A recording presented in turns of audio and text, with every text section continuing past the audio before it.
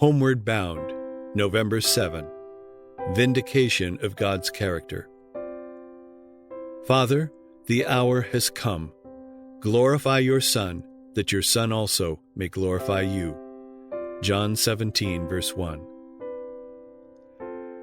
But the plan of redemption had a yet broader and deeper purpose than the salvation of humanity. It was not for this alone that Christ came to the earth.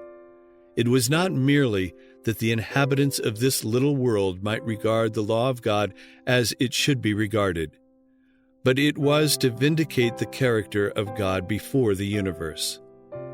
To this result of his great sacrifice, its influence upon the intelligences of other worlds as well as upon man, the Savior looked forward when just before his crucifixion he said, "Now is the judgment of this world. Now shall the prince of this world be cast out. And I, if I be lifted up from the earth, will draw all unto me." The act of Christ in dying for the salvation of mankind would not only make heaven accessible to men and women, but before all the universe it would justify God and his Son in their dealing with the rebellion of Satan. It would establish the perpetuity of the law of God and would reveal the nature and the results of sin. From the first, the great controversy had been upon the law of God.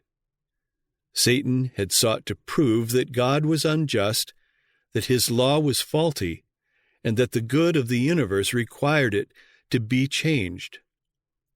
In attacking the law, he aimed to overthrow the authority of its author. In the controversy, it was to be shown whether the divine statutes were defective and subject to change, or perfect and immutable. When Satan was thrust out of heaven, he determined to make the earth his kingdom. When he tempted and overcame Adam and Eve, he thought that he had gained possession of this world, because, said he, "They have chosen me as their ruler." He claimed that it was impossible that forgiveness should be granted to the sinner, and therefore the fallen race were his rightful subjects, and the world was his.